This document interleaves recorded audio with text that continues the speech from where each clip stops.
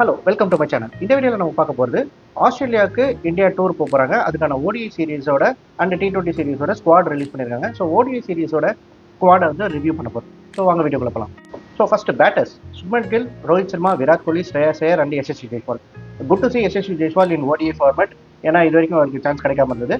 But இதில் ஒரு பெரிய ஷாக் என்னன்னா வந்து Shubman Gill captain and Rohit Sharma captain இல்லை. ஸோ ரோஹித் சர்மா இப்போ பார்த்தோன்னா T20 வேர்ல்டு கப் வின் பண்ணி கொடுத்துருக்காரு, சாம்பியன்ஸ் ட்ராஃபி வின் பண்ணி கொடுத்துருக்காரு.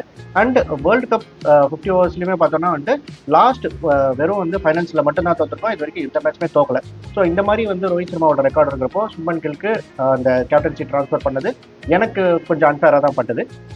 Next moving to wicket keepers, KL ராகுல் அண்ட் துருவ் ஜுரேல் எடுத்திருக்காங்க. எஸ், பண்ட் வந்து அடிபட்டுருச்சு, அவருக்கு வந்துட்டு லாஸ்ட் ஆஸ்திரேலியா சீரீஸ்லேயே வந்து அடிபட்டுருச்சு. ஸோ அதனால் வந்து அவர் இன்ஜுரி, அதனால் இல்லை. ஸோ துருவ் ஜுரேலுக்கு ஒரு நல்ல chance.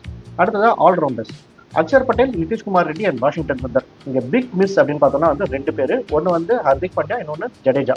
So Hardik Pandya S புரியுது, ஏஷியா கப்பில் வந்து ஃபைனல்ஸ் அப்போவே அவரால் விளையாட முடியல, அவருக்கு அடிபட்டுருச்சு. ஸோ அவர் இன்ஜுரி.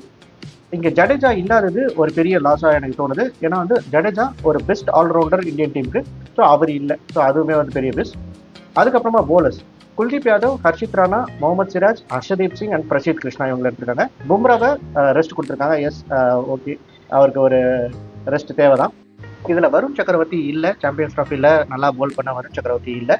ஹர்ஷித் ராணா அவருக்கு என்னதான் தெரியல, எல்லா ஃபார்மெட்லேயும் இருக்காரு. அவர் வந்து கௌதம் கம்பீரோட செல்லப்பிள்ளைன்றதுனால யாரும் தெரியல.